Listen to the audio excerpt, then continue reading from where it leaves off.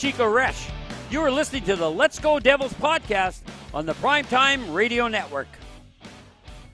Happy Devils Wednesday. This is Game Day Live, coming to you live from the Primetime Radio Studios here in beautiful New Jersey and Chicago, Illinois.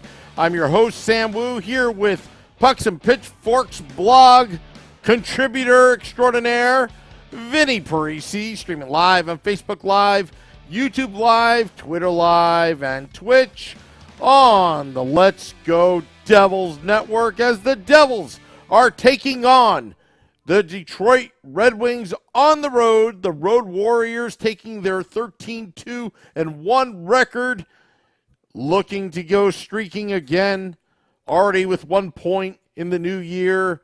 Vinnie, how are you, my friend? Hey, you know what, Vinnie? We didn't go with the warm-up music. I hope everything's okay. We normally go with our 2-minute warning warm-up music, but I figured, let's hit it hard. Big game tonight.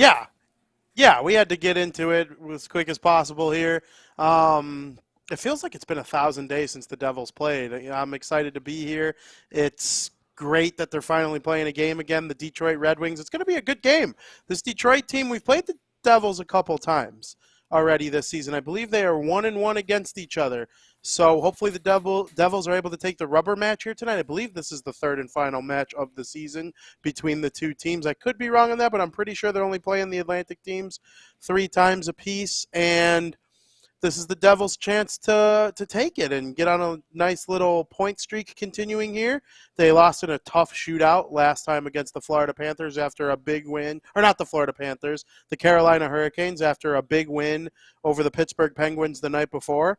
And listen, they played well enough in that game to get the point. If 1 goal in the shootout would have went in, or if they didn't have a 5-on-3 late, they would have ended Carolina's Hurricanes streak ahead of the Rangers being able to do it. But the Devils found a way to get a point at least. That's what's important. They're second in the Metropolitan Division. The difference between second and out of the playoffs is 5 points.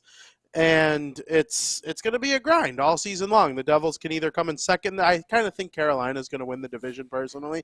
But, you know, the difference between coming in second and missing the playoffs in general is going to come down to the nitty-gritty this season. And I think the Devils can be one of the teams that makes the playoffs, but they got to win games like this against Detroit. Detroit, we saw them as an up-and-coming team. They are an up-and-coming team. They're basically the Devils without Jack Hughes, I would say. But the Devils, they don't have a Moritz Seider, but they have Luke Hughes and Nemec coming up, so we hope one of them is as good one day. But I don't know. I like what Detroit's doing. They have one of the best GMs in the league, and it's just not this year it's starting to look like. But they can present a challenge every single time you play them. Hopefully the Devils are able to get it done. I'm excited about this game, Sam. Yeah, I'm excited. The next 3 out of 4 days are going to be exciting. You got it's actually less than 4 days if you think about it, because the Saturday game is a matinee game against the New York Rangers. You got that on Saturday. Friday you have off. Tomorrow you play against the St. Louis Blues. So you've got 1, 2, 3 games in less than, I don't know how many hours, 72 hours? 72, 90, less than 96 hours. And the Devils, well, look, not Detroit, Boston lost yesterday. The Devils can kind of creep up and gain something in this. I'm sorry, not Boston. Carolina. Carolina lost. Their 11-game streak is over. And if they can gain 2 solid points here, Vinny, they're still within range of trying to creep up against the Carolina Hurricanes. And you never know. After a long winning streak, sometimes you slump. It happens to every team. Happened to the New Jersey Devils. And maybe there will be another market correction there where the Devils will be on top, first place, by the end of Saturday. You never know. I'm not making a statement here, but it's time to catch up right now. You got Ryan Graves back in the lineup. Now, is Nico Hischier in the lineup tonight? I believe Nico Hischier is playing. I would have to triple check. I know they just started the line rushes. Yes, Hischier is playing. So they're going to have Holtz in and Thompson out. balls in, no Ahotuk, but Hischier and Tatar are taking line rushes, so they are both going to play. Okay, well, that's very good. I'm pleased to hear that. And, and the Devils are going to need their captain. They're going to need everybody to show up, play their role. Now, Jesper Bratt, now that the January 1st window of signing potentially, that clock has started. First game, 2 goals. Okay, all right, I get it. I would expect him to play well because of those reasons. It's time for him to shine if he wants a nice, big, fat contract out of this. So I would look out for Jesper Bratt. Jack Hughes, he's been Mr. Consistent. We remember the time do you remember the time? Do you remember the time that everybody was like, what happened to Jack Hughes the first 5 games of the season? I mean, come on. Guy's on a roll. He's like a 40-40 player at this point. At least a 40-40 player. Wouldn't you agree? Yeah. Jack Hughes is one of the best players in the NHL. I have no problem saying that. I was actually just looking at a chart that Shayna posted of The Athletic, comparing all the number 1 overall picks and where Connor Bedard projects to be amongst all that. Hughes is in between McDavid and McKinnon in terms of where they were, or McDavid and Matthews, where they were at this point in their career. And those are some pretty elite names to be mentioned with when we're talking about year 4 of your NHL career. Hischier's right below McDavid, Matthews, and McKinnon. So he's like the 4th best first overall pick through 7 years or whatever, in the last 10, of course. So I think the 2 guys on this team, you mentioned Hischier and Hughes, and Bratt, obviously not a first overall pick, but Hischier, it's his birthday today. A lot of guys get their juice when they play on their birthday. He's healthy enough to be in the lineup. I don't know what the issue was. He had a maintenance day yesterday. Bratt wants to get paid. He's going to, be out there rumbling, I think, as the year goes on. I think he really wants to make an impression. And then you asked me the question, Hughes, first 5 games, he was slow, whatever. He scored in every single game of the preseason. And then things get a little harder when the real NHL regular season starts. He probably felt that a little bit. It took him a minute to get him going, and now he's been one of the NHL's leading scorers over the last 15, 16 games. It's nice that they have a guy like that who can truly lead on offense the way that he has, and sky's the limit for this guy. It wouldn't surprise me if he won a scoring title in his career. I mean, I know McDavid, he's got like 20 more points than every other player in the league. It might just be a circumstance for Jack Hughes where he was born at the same time as McDavid. But, like, the things this kid can do and the chances he creates are awesome. And I can't wait to watch him against Detroit tonight. I'll tell you when Jack Hughes will win the scoring title, the NHL. I'll tell you when. The way this organization is setting up to be, I would have to say probably in 2027-28 season. Here's the reason why, for a variety of reasons. He'll be getting closer to his contract year. He will be entering his prime. His brother and Simon Nemitz would have a few years under their belt because – part of that is, outlet passes. If Jack Hughes gets on open ice, I'm thinking of Mario Lemieux days when they had Paul Coffey and all those great defensemen that Pittsburgh had, or even Paul Coffey and the Wayne Gretzky, Mark Messier days, the old Oilers dynasty, what they had. You always need to have those great defensemen because – if you want to pile up those points, because every point counts, secondary assists, whatever, but they all count. But I think Jack Hughes has the potential in the right scenario, could be a 50-50, 60-60 player. I'm dead serious, but it has to be the right perfect storm for that to happen. Yeah, I agree. Hughes, when he was coming out of the program, I thought pass first, right? He could have 80 assists and 20 goals, right? Like that's kind of what I was thinking when he was coming out of the program because Cole Caulfield was scoring all the goals. But lo and behold, he comes to New Jersey. He works on that shot a little bit. Kid could shoot the puck. He's got 20-something goals already, and it's January 4th. Yeah. There's no reason he can't be a 30-60 guy or a 40-60 guy. Like, I totally think those things are like the bare minimum of him in his prime. And if he does something like that, we're talking about one of the best forwards in Devils history. We're talking about Hall of Fame. I mean, the sky's the limit for this guy. I love watching him play. It seems like he scores every single game. He at least has a point in most games. And if they want to win most of these games, the Devils, there's a reason they've been bad the last couple years, right? Like, they won 13 in a row when their bottom six was better than their top six. That's not going to be like that all season long. The Devils are still working to improve their bottom six. That's why it'll be nice to get Andre Palat back. It'll be nice to get Nathan Bastian back. It'll be nice to see what comes of their future draft picks and some of the forwards that they have in the pipeline. Are they going to make a big trade? Are they going to bring in another scorer? Timo Meyer's name is mentioned all over the place. I don't know. This Devils team's not a finished product, but Jack Hughes is making them look like they're well on their way. So is Nico Hischier. I mean, I have nothing but love for the captain. He's on a 77-point pace. I think that'd be a really good fifth year for a guy who's considered a two-way player, like a top two-way player. This guy could win the Selke Trophy. So if you got Hughes with 100 points and Hischier with 80, and they're running two top lines like that out there against some of these teams, that's how you win Stanley Cups in the NHL. And if you can build your defense and goaltending around that, sky's the limit for the team. I say that a lot, but it is what it is. Well, again, getting back to my point about Jack Hughes ever winning the scoring title, I think Jack Hughes' game obviously has changed since his rookie season. Number one, he's put on some weight. He's put on some muscle. Players cannot lay the full body check on him now. They slide off of him. He knows how to avoid the hits.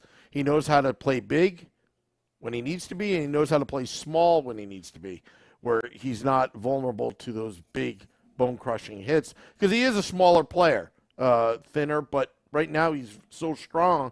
And the other thing, too, what Jack Hughes' game, when he came into the league, the difference now is why he's scoring is he has that shoot-first mentality. I talked about this a couple of years ago, like shoot first, because it will open everybody up. He used to be so tentative, hesitant, because he wanted to be, very unselfish player, which I understand, but you know what? You help your teammates out if you are a threat and you can pull the defense more towards you, knowing that you are a threat. I mean, anytime Jack Hughes scores from especially the left circle, the puck's 100%, almost 100% in. Like, he's so deadly there. And even his brother, Luke Hughes, I mean, he's got some long-range sniping abilities. I'm just wondering if that's going to translate in the NHL, but that's another story for another day. But I honestly think that Jack Hughes, at the right moment, could put up 120. I would even go as far as 130 points per season. Now, I'm looking on the YouTube Live. Everybody knows, I guess, Logan Cooley right now is making some waves. That was my guy in the draft. I still think that he's the best player in the draft, but I'm not going to second-guess Tom Fitzgerald and Simon Nemec, because having a Hughes-Nemec pairing for over a decade, maybe 15 years if things go well, or a lifetime if you're going to be greedy, I would take that over Logan Cooley. But as an individual player, I mean, Logan Cooley right now, I think he's looking good in World Juniors. What are your thoughts? If the draft were redone today, based on what we know now, and we'll probably do this once a year, right? Like, yeah. Every draft, we do it for 17 still. This year, Hischier might be having a better year than Makar. I mean, like, literally every year we talk about these things. And with last year's draft, I would take Cooley 1 if the draft were redone. Yep. But that's to Montreal. To New Jersey, I mean, listen, I still might think about taking Cooley or Shane Wright or something, but they have Jack Hughes. They have Nico Hischier, Jesper Bratt. They signed Andre, or they hadn't yet, but they probably figured they were going to go for Goudreau, and if they don't get Goudreau, they'll overpay Palat. That was definitely the plan. And you could draft another forward, but your defense thins out quickly over the years. How long is Dougie Hamilton going to be elite? You know what I'm saying? So Simon Nemec, the draft pick for what the Devils needed, in hindsight, it's a great pick. So, yes, I think Logan Cooley would have been better for Montreal. But top three picks, and this is strictly opinion, there's no right or wrong answer. I just find that top 3, top 5 picks should be not based on any kind of need. Don't even look at the best available. But again, it's really strategy. It's a difference of opinion. There's nothing wrong with what Tom Fitzgerald did. I'm very happy with Simon Nemec. All I'm saying is Logan Cooley, it's wow. Logan Cooley's awesome, and I typically agree with you. Could Edmonton have used a defenseman more than a forward when they drafted McDavid? Of course. Yeah. Yeah, they had Taylor Hall and Nugent Hopkins and Eberle and all these guys. Of course they could have. But I think if there's a tiebreaker and you think two guys, last year's draft didn't have that stud, that Hughes, that Dahlin, that, it was kind of like 17. Is it going to be Nico or is it going to be Nolan? I don't know what the tiebreaker was for Ray Shero between Hischier and Patrick. Maybe he just thought he was a better player. But I think the fact that last year didn't have that true number one, Shane Wright was starting to fall. People were starting to wonder if he actually even cared about hockey at all. It was okay, let's take the defenseman from Slovakia. He's got all these skills. Simon Nemec, one thing that I've been hoping to see him improve on this year, and I've watched some Binghamton, and then of course I've seen a couple of his games with Slovakia in the World Junior here. A lot of the plays he makes are with his feet still, completely still. Mm-hmm. He needs to work on making his plays while moving his feet, and he's been working on that in the World Juniors. And you saw how far he was able to elevate Slovakia, because I didn't love their roster going into this, and he got them out of their group and into the elimination play, and they took Canada to overtime. He was the best player on the ice for the Slovaks. Yeah. So, I'm happy with the pick. I'm happy Cooley ended up in Arizona because we get to root for him as an Eastern Conference team. He doesn't bother us other than 2 meaningless regular season games a season. And I'm rooting for Arizona to succeed. I like when non-traditional hockey markets do well because I like growing hockey. There'd be no Austin Matthews without the Arizona Coyotes. So I don't know. I'm happy with the way it shook out. I hope Nemec and Cooley both end up being great players for a long time. Yeah, and again, there's no right or wrong answer to it. It's not like Tom Fitzgerald made a mistake. I'm not even saying that at all. It's just if it were up to me, if I were GM, I would just stack it down the middle for decades, 2 decades. And if one didn't pan out, it could be a valuable trade asset down the road. But you can make the same argument with a defenseman. A mobile defenseman that can score, play defense like Nemec, and could be a valuable asset down the line if things didn't work out or contract dispute or whatever. You can get big returns on that one individual player because, defense, you're playing majority of the ice time, on the ice. I mean, you've got 3 pairings, not 4.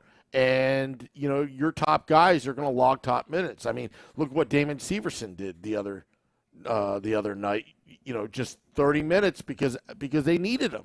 They needed him to eat up that time and neutralize the opposing forwards. But this is a really good conversation because, if you look at the 1990 NHL entry draft, I mean, did Pittsburgh really need Jaromir Jagr? Yes. The 5th overall. Did they really need Jaromir Jagr? At that point, I mean, that put them over the top. Mike Ricci was picked ahead of Jaromir Jagr. Keith Primo was a great player. He was a centerman. Peter Nedved was second overall. Peter Nedved had a great Olympics, if you remember back in those days. Was it the Olympics or no? I forgot. Maybe it was World Juniors. I don't remember. In the World Cup. Yeah, or maybe World Cup. And remember that draft, Owen Nolan. Owen Nolan was a great player. He was a great overall player, great player. Like, he had all the intangibles. But, when you do the draft, again, top 5, I would just go the best available and worry about it later. That's just me.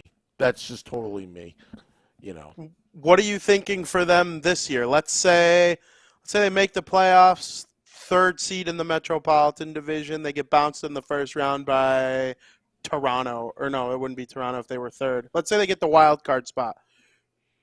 First wild card spot. They get bounced by Toronto in the first round. They end up with the 20th overall pick. Is there a position that you're thinking of? Like, are you with me? I think the Devils go forward in the first round this year. Like, they've stocked up on some defensemen. They've 2 first rounds in a row with, well, I guess 3 if you include the fact that they took Mohamedoulan in 20. They had 3 picks that year, but last year they took Nemec the year before Hughes. I think I'm leaning forward if we're talking Devils draft today. To tell you the truth, I haven't studied the draft, but I know one thing: it's one of the more deeper ones, and you know what? If you want to draft on need, I think they need it. I think they need the goaltending. I think they need to really, it's not that I'm knocking Nico Dawes or Schmid or Blackwood or anybody that's in the system, or Brennan or anybody. I just think that in itself will put them over the top for many years if they can find that number 1 goaltender in the draft. I think, in my opinion, I think Vanacek and Blackwood are really the stopgap, they're for the next 2 or 3 years. Is Dawes or Schmid going to be, the guy? I don't think so. I think they're very good. But when I'm talking about the guy, I'm talking like Patrick Waugh or Marty Brodeur type player. But, again, you can never get enough centermen, and you can never get enough right-handed mobile defensemen. And they come at a premium when it comes to, flipping. I look what Adam Larson got the New Jersey Devils. 4th overall pick in 2011. Basically flipped for Taylor Hall, who was a winger, but an extraordinary talent, especially at that time. And then you flip Taylor Hall for all the pieces now. I mean, that's how valuable defensemen are. So maybe you go defense. Maybe you establish the Devils organization like the old days is like, defense you. This is where it's manufactured. And look at the legends you have to follow, like Stevens, Niedermeyer, Danico, and the rest of them. I would even put Rafalski. Rafalski was a great D guy that came out of nowhere. And there's other players as well, like Sheldon Surrey, came through the Devils. I liked Willie Mitchell, but I wouldn't put him as part of the Leafs. But there are a lot of good D guys that came through the New Jersey Devils organization. Yeah, there's no doubt about it, and we'll see what happens. It's going to be a deep one. I think I was a little surprised they landed Tyler Brennan last year in the draft, but I don't think that's going to stop them from continuing to draft someone. Obviously, you wonder who's going to become available from around the league. Colorado won a cup by trading for Darcy Kemper, and they had all this elite forward talent and defense talent through the draft, similar to the Devils. Will UC Saros become available if the Predators want to move on to Akira Askarov? Is Spencer Knight someone, with Bobrovsky being signed for 1,000 years? Like, there's so many things to look at. Let me tell you something. The new NHL, which was considered back in 2005, 2006, after that year-long lockout, has proven one thing. You do not need a bona fide elite goaltender to win the Stanley Cup. Think of all the teams that have come by. You've had above-average goaltenders, but like last season, who was the best goaltender in the league? Shesterkin. Did they win the cup? No. They No, came close. the only elite goalies to win the cup since the lockout are probably Quick. Quick was one of the 3 best goalies in the league for a while, and then Vasilevsky. Price doesn't have one. Lundqvist didn't have one. Nope. Oh, Rask had one as a backup. Yeah. Rask had one as a backup, but he never, when he was an elite starter. It was Tim top Thomas. 3 starter. It was Tim Thomas Yeah. in that. Yeah. Not saying that Tim Thomas is not. It's we're talking about elite. Like Brodeur won all his cups. That was before that new NHL mantra. If you look at the Chicago Blackhawks, Corey Crawford, do you consider him like upper echelon elite like Dominic Hasek? No, you don't. No, if there's S tier, which is like the top, Corey Crawford was an A tier. Yeah. Now, He was Marc-Andre just a Fleury, really good goalie. Marc-Andre Fleury is a little different because his career, first overall pick in 2003. New NHL. He's won cups. I think he's a fantastic goaltender. But he wasn't really the guy. Like Matt Murray was the guy in Pittsburgh.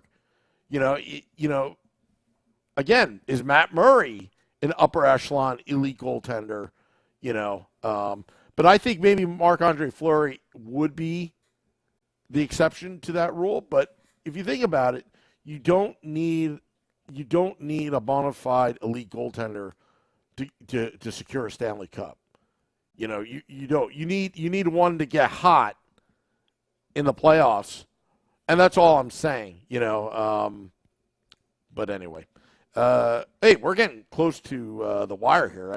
We've been having a wonderful conversation about all this stuff, but let's get to our, Victory Bucks by Dave Singer predictions. We don't have a sponsor. I didn't plug it in the beginning. We don't have a sponsor for this prediction segment, but that's okay. Seeing all the comments. Sorry, folks. We've been ranting and raving the entire time and having a great conversation. But what's your prediction tonight, Vinny? Yeah, I could talk about the draft for 4 hours, and time will elude me if I talk about the draft forever. But I would say I'm going to take the Devils to win tonight's game 5-4. Yeah, I'm going to go even more elite. I'm thinking it's going to be 7-4 Devils. I just think that the Devils are putting it together. It's on the road. Max says 6-2, another heater. Bachagaloop says 99-1 Devils. Okay, if that's your thing. I'm all about high scoring. But I'm thinking 7-4 Devils. And what you're saying, Vinny? I said 5. I said 5-4. Okay. Right? 5-4. Yeah, 5-4. Yeah. I'm just hoping our statistician and recording, Mrs. Wu, is recording it so I don't have to text you 2 minutes prior to Scotty asking who predicted what, So just repeat it again. No, I'm kidding. Oh, my goodness, says 5-1. I don't know what that means, 5-1. 5-1 Devils. Steve Eckler says 5-2. Oh, you can't assume. You know what it means when you assume? You make an ass out of you and me. So I'm not going to assume. But from oh my goodness, he's not picking the Red Wings. What? Well, you don't know if he was looking at the Beefalytics for this game, and he probably changed his mind. It says yes, 5-1 Devs. Okay, all right. Art Heaton says 2-0 USA. I don't know if that's the current score or whatever, but hey, you know what? Wait, what? Is that the current score? Are they playing right now? I don't know. No, they're playing right now. Yeah. It's 2-0. It's 2-0? Yeah. You know what? Your boy Logan Cooley made it 1-0. I'm telling you, Logan Cooley was the best player in that draft. And I'll tell Nick Villano tonight, here's a plug. State of the Fan address, running through the game when the Devils are playing Detroit Red Wings. This is the last of this series where we run that podcast during the game. Yes, that Nick Villano, pucksandpitchforks.com. We'll talk more stuff. I'm going to talk trash and be like, Logan Cooley was my guy the entire time. No offense to Simon Nemitz, but that's okay. That's all right. Look, I don't want to brag too much because then I look I look like, that I'm full of myself, all that. So, no, I just like Logan Cooley. That's me. I just wish at least he's playing in the University of Minnesota where there's more people in the stands than Arizona Coyotes. So I'm happy for that. Anyway, also plugging Devils After Dark after the game, after State of the Fan Address, Devils After Dark, Scotty, Sirius XM, Liquid Metal, and I recap the game that was. It's a triple header Wednesday. Sorry, no Woo report today. Got way too busy during the day. But that's okay. Keep it here because this is the only 365 days, 24/7 Devils hockey talk, right? Like, we can make that claim now. We've been pretty consistent about it. Wouldn't you agree, Vinnie? I couldn't agree more, Sam. I couldn't agree more. It's almost like we do the show every day. I don't know. Close. Devils every day. That's what we'll call ourselves. Devils every day. When they play 5 out of 6 days, it definitely feels like it.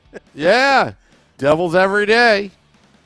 All right. Also, rate, review, and subscribe on Apple Podcasts. We got a bunch of jabronis giving us 1-star reviews. Please help us out. Go to Apple Podcasts.